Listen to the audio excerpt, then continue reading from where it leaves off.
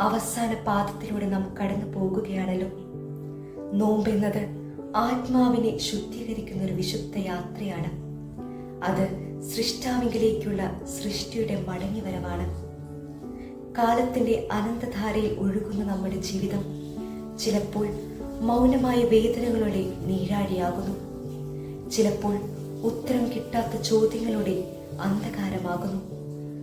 അത്തരം നിശബ്ദ നിമിഷങ്ങളിൽ, ഹൃദയം വിങ്ങിപ്പൊട്ടുന്ന വേളകളിൽ മനസ്സ് ചോദിക്കുന്നു, എന്റെ ജീവിതത്തിന് അർത്ഥമുണ്ടോ?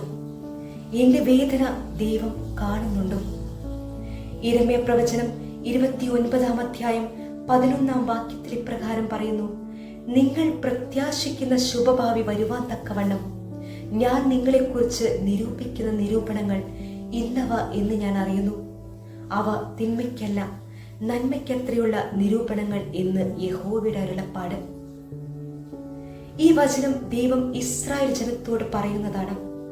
അവർ ബാബിലോൺ പ്രവാസത്തിലായിരുന്നു. വേദന, നഷ്ടം, അനിശ്ചിതത്വം നിറഞ്ഞൊരു കാലഘട്ടം. അത്തരമൊരു ഇരുട്ടിന്റെ നടുവിൽ ദൈവം പറയുകയാണ്, എനിക്ക് നിങ്ങളെക്കുറിച്ച് ഒരു പദ്ധതിയുണ്ട്. നമ്മൾ നമ്മുടെ ജീവിതത്തെ ഒരു ചെറിയ ചിത്രമായി മാത്രം കാണുന്നു. എന്നാൽ ദൈവദൃഷ്ടി അനന്തമാണ്. അവൻ നമ്മുടെ ജീവിതത്തെ ഒരു സമ്പൂർണ്ണ ചിത്രമായി കാണുന്നു. അവിടുത്തെ ഹിതമനുസരിച്ച് വരയ്ക്കുന്ന ചിത്രങ്ങളുടെ ക്യാൻവാസുകളായി മാറണം. നമ്മൾ അടഞ്ഞ വാതിലുകൾക്ക് മുമ്പിൽ നിൽക്കുമ്പോൾ ദൈവം തുറക്കാൻ പോകുന്ന അനുഗ്രഹങ്ങൾക്കായി വഴിയൊരുക്കുന്നു. സദൃശവാക്യങ്ങൾ 3-ാം അധ്യായം 5 മുതൽ 6 വരെയുള്ള വാക്യങ്ങളിൽ പ്രകാരം പറയുന്നു: പൂർണ്ണ ഹൃദയത്തോടെ യഹോവയിൽ ആശ്രയിക്കാം, സ്വന്തം വിവേകത്തിൽ ഊന്നരുത്. നിന്റെ എല്ലാ വഴികളിലും അവനെ നനച്ചുകൊള്ളുക, അവൻ നിന്റെ പാതകളെ നേരെയാക്കും. ഒരു ചെറിയ കുട്ടി തന്റെ അച്ഛന്റെ കരം പിടിച്ച് നടക്കുന്നത് പോലെ നമുക്കും ദൈവത്തിന്റെ കരം പിടിച്ച് വിശ്വാസത്തോടെ മുന്നോട്ട് പോകുവാൻ സാധിക്കണം. അവൻ നമ്മെ നോക്കിക്കൊള്ളും.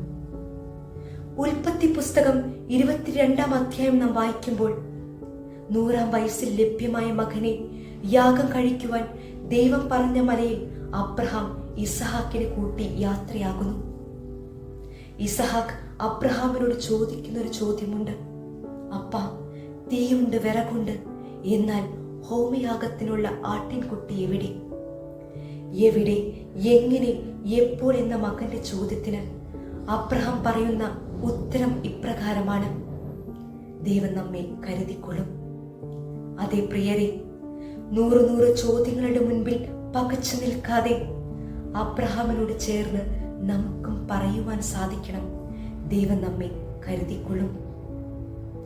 ബൈബിൾ ചോദിക്കുന്ന ഒരു പ്രശസ്തമായ ചോദ്യമുണ്ട്: സ്വന്തം പുത്രനെ ആദരിക്കാതെ നമുക്കെല്ലാവർക്കും വേണ്ടി ഏൽപ്പിച്ചു തന്നവൻ അവനോടുകൂടി സകലവും നൽകാതിരിക്കുമോ?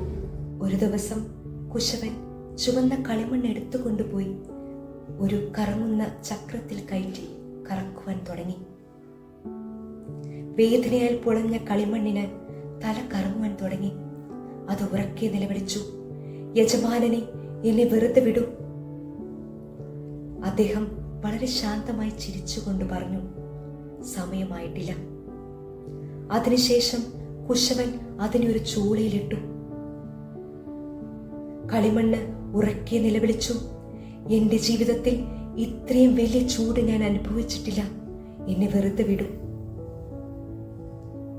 ശാന്തമായി അദ്ദേഹം ചിരിച്ചുകൊണ്ട് പറയുന്നു: സമയമായിട്ടില്ല. ഒരു പ്രതീക്ഷയുമില്ല എന്ന് കരുതി കളിമണ്ണ് നിരാശനായി. അവസാനം കുശവൻ അതിന്റെ ദേഹത്തിൽ കുത്തി വരയ്ക്കുവാൻ തുടങ്ങി. വേദന കടിച്ചമർത്തിക്കൊണ്ട് അത് ഇരുന്നു കൊടുത്തു. എല്ലാം കഴിഞ്ഞ് കുശവൻ അത് എടുത്തുകൊണ്ടുപോയി കണ്ണാടിയുടെ മുൻപിൽ വെച്ചു. സ്വയം നോക്കുവാൻ പറഞ്ഞു. വളരെയധികം ആശ്ചര്യപ്പെട്ടു. വെറും ഒരു ചുവന്ന കളിമണ്ണായിരുന്ന ഞാൻ ഒരു മനോഹരമായ പാത്രമായി മാറിയിരിക്കുന്നു. യജമാനൻ ഇപ്രകാരം പറയുവാൻ തുടങ്ങി: ചക്രത്തിനുമേൽ നിന്നെ ഉരുട്ടിവെച്ച് കറക്കുന്നത് വേദനാജനകമാണ് എന്ന് എനിക്കറിയാം. അവിടെ നീ ഒറ്റയ്ക്കായിരുന്നെങ്കിൽ നീ ഒരു ഭംഗിയില്ലാത്ത രൂപമായി മാറുമായിരുന്നു. ചൂളയിലെ ചൂട് അനുഭവിക്കുക എന്നത് വേദനാജനകമാണ് എന്നെനിക്കറിയാം. എന്നാൽ അതാണ് നിന്നെ ശക്തനാക്കിയത്. കുത്തിവരയ്ക്കുമ്പോൾ നിന്റെ ദേഹത്തെ വല്ലാതെ വേദനിച്ചു എന്ന് എനിക്കറിയാം. എന്നാൽ അതാണ് നിന്നെ കൂടുതൽ മനോഹരമാക്കിയത്. നീ കളിമണ്ണായിരുന്നപ്പോൾ എൻ്റെ മനസ്സിലൊരു രൂപമുണ്ടായിരുന്നു, ഈ ഭംഗിയുള്ള രൂപം. ദൈവത്തിന് നമ്മെക്കുറിച്ച് ഒരു പദ്ധതിയുണ്ട്.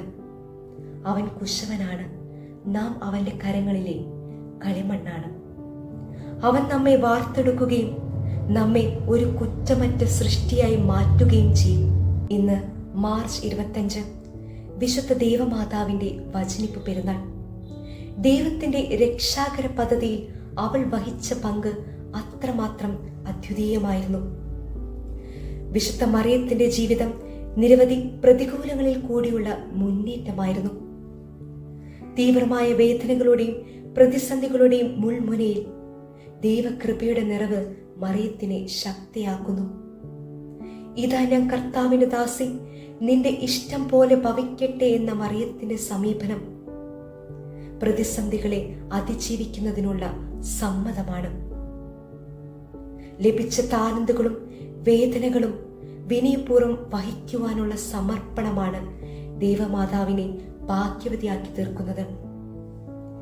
ഹെലൻ കെല്ലർ ഇപ്രകാരം പറയുന്നു: Faith is seeing light with your heart, but all your eyes see is darkness. അതെ, കണ്ണുകൾക്ക് ഇരുട്ട് മാത്രമേ കാണുന്നുള്ളെങ്കിലും ഹൃദയം വിശ്വാസത്തോടെ നിറഞ്ഞാൽ അവിടെ ദൈവത്തിന്റെ പ്രകാശം തെളിയും. പ്രശസ്ത ക്രിസ്തീയ എഴുത്തുകാരൻ ജോൺ ബെന്നിൻ ഇപ്രകാരം പറയുന്നു: നാം തകർന്നാലും ഭയപ്പെടേണ്ടതില്ല, നാം താഴ്ന്നാലും നഷ്ടപ്പെട്ടവരല്ല, കാരണം ദൈവം തന്നെയാണ് നമ്മുടെ വഴികാട്ടി. അതിനാൽ നമ്മൾ കാണാത്ത വഴികളിലും വിശ്വാസത്തോടെ മുന്നോട്ട് പോകണം. അതിനായി ദൈവം നിങ്ങളെ ശക്തരാക്കട്ടെ എന്ന് പ്രാർത്ഥിച്ചും ആശംസിച്ചും കൊണ്ട് ഞാൻ എൻ്റെ വാക്കുകളെ ചുരുക്കുന്നു. ദൈവത്തിന് സ്തോത്രം. നിങ്ങൾക്ക് നന്ദി.